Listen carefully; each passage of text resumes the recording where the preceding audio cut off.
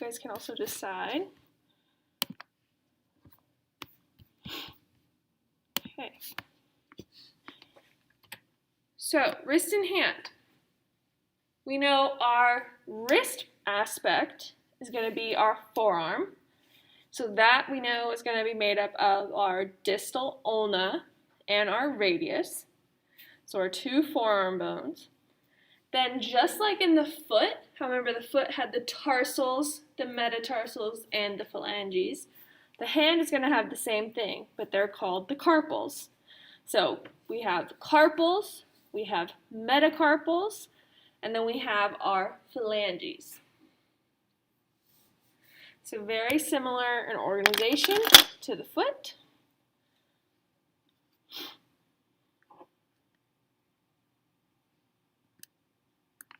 So we know our metacarpals will have those 5, so they'll still be 1 through 5, with 1 being the thumb and 5 being the pinky. Okay, now this is the only difficult part. The carpals, there are quite a few carpal bones. So these are all of their names that we're going to need to know.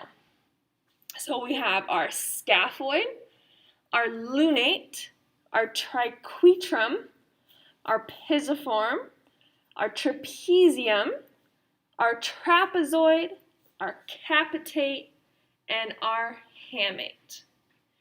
So I would recommend memorizing them in rows. So you can see right here, this image has that kind of lighter orangey peach color as being the first row.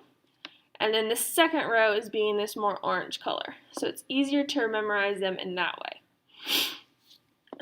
way. So going from thumb side, so we can see our first metacarpal, radius and ulna, we'll start out with our scaphoid. So we're in that first row, closer to our radius and ulna. So the scaphoid is sitting right here. Now on your hand, if you take your thumb and extend your thumb up, you should see you have 2 tendons that kind of make a little diamond right at the base of your thumb. So that little slot, that kind of divot it makes, is called the anatomical snuff box, which you can probably figure out why it's called that. Inside that little box, it sits your scaphoid. So that's the easiest way to identify someone's scaphoid, is if you have them lift their thumb, you find that anatomical snuff box, and you stick your finger in there. It can be very sore if you push on it. And the scaphoid is also commonly fractured. So you'll see this in an athletic setting or even physical therapy. You'll see people fracture their scaphoids. Depending on the type of fracture, a lot of scaphoid fractures require surgery because the scaphoid has very poor blood supply, so it will die if it doesn't get fixed. So we have scaphoid, then moving to the center of that first row, we're then going to have our lunate. Our lunate kind of sits right in the center of it. There's another fun adjustment that you can do for this to pop it up, but you can kind of feel where it is. This is where your carpal tunnel would go underneath. So people who have that carpal tunnel issue, sometimes they just need their lunates adjusted. Moving laterally, we're going to have our triquetrum. So first, the triquetrum. Then you can see sitting on top of the triquetrum is going to be the pisiform. So this tiny little circle is the pisiform. So if you feel your hand, have you ever like slammed your palm down really hard and you hit like a bone in your palm? That's the pisiform. So if you hit your palm really hard and you feel that one spot that hits before everything else, that's the pisiform.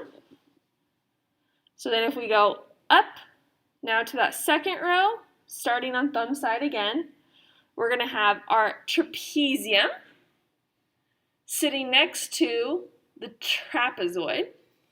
So these ones might be easier. You can follow along with like first, second, third, fourth, fifth metatarsal. So trapezium sits at the base of the first. Trapezoid sits at the base of the second. Then we have our capitate, which sits at the third. And then we're going to have our hamate, which goes to our fourth and our fifth. So trapezium, trapezoid, capitate, hamate. And the hamate, if we look, this is palm side.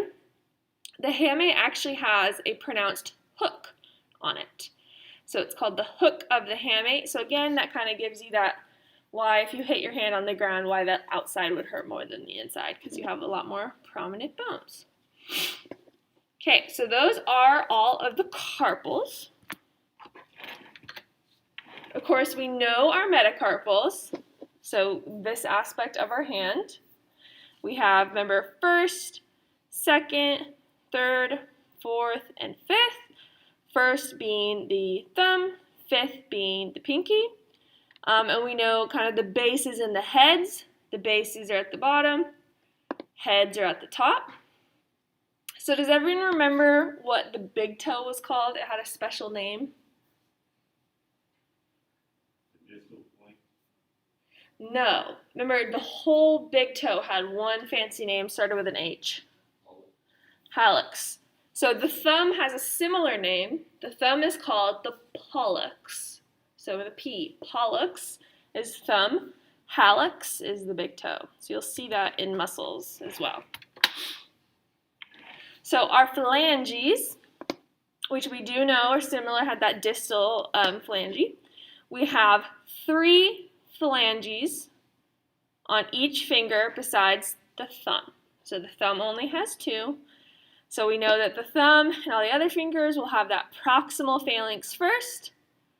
Then the thumb will only have the distal phalanx. 2 through 5 will have that middle phalanx. And then we'll have that distal phalanx at the tip. So they're a bit more pronounced and easy to see than the toes because they're much larger a phalanx. So again, going from metacarpals to proximal phalanx will be this kind of main knuckle. Then going from proximal to middle will be this knuckle, and then middle to distal will be that top knuckle. Okay, so in our joints, we're actually going to have one main kind of wrist joint, which is our radiocarpal joint. So radius to carpal bones. If you can see in this picture, where's my mouse? Right here. You can see that the carpals sit on that radius but don't really articulate with the ulna. So that's why it's not kind of ulnar carpal. It's because they don't articulate that much. They don't touch. So it's mostly that radiocarpal joint is our true wrist. We're going to have our carpo-metacarpal joint. So our carpal bones to our metacarpals. So we can see right here they're separated out. So that's CMC joint, carpo-metacarpal. We'll then have our metacarpophalangeal joint, which we can tell by its name is metacarpals to phalanges. So from here to here, that's going to be that main knuckle. We are then going to have our proximal interphalangeal joints, so PIP, between our proximal phalanx and our middle phalanx.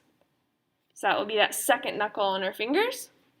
And then we're going to have our distal interphalangeal joints, our DIP, between our middle phalanx and our distal phalanx. And then, of course, the thumb only has the IP joint, so interphalangeal.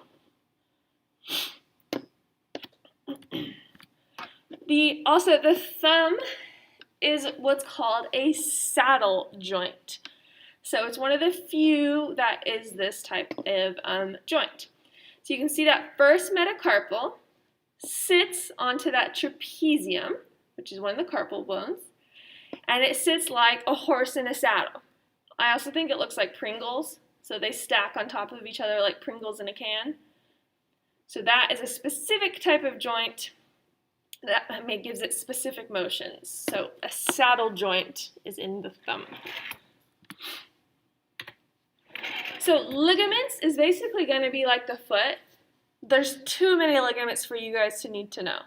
Basically, every single joint in the hand has ligaments. So Every single little knuckle you have is going to have ligaments on either side. Every single carpal bone is going to be covered and enveloped by ligaments, so there's just way too many. So usually if someone injures a finger and it's not fractured but they have pain, they probably injured a ligament.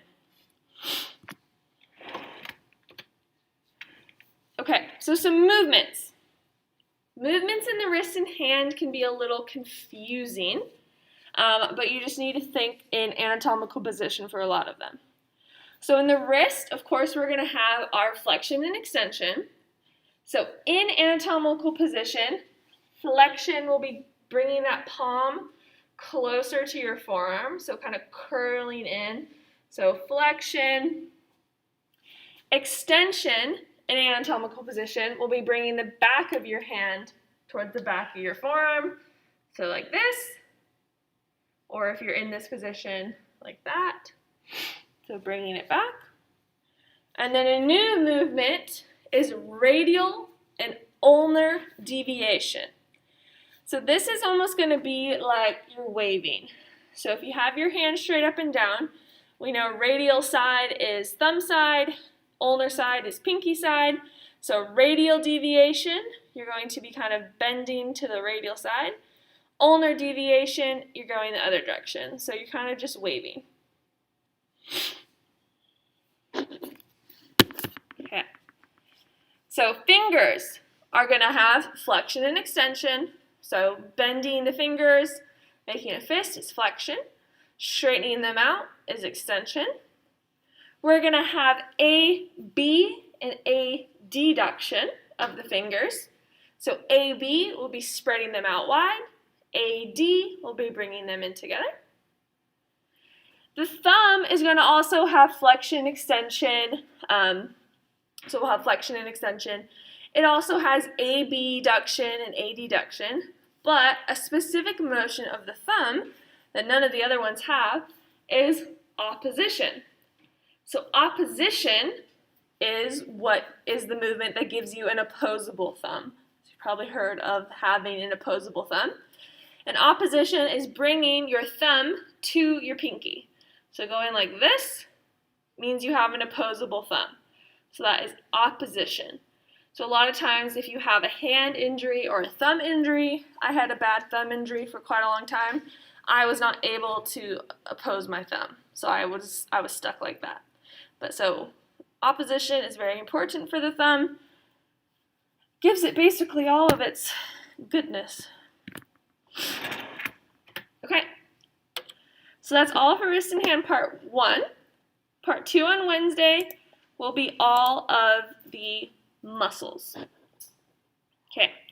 Would you prefer to have your test on Friday or Monday? Friday? Okay. It will be on Friday then. Okay. So now you guys can come up to me and I will plug in some extra credit for you right now.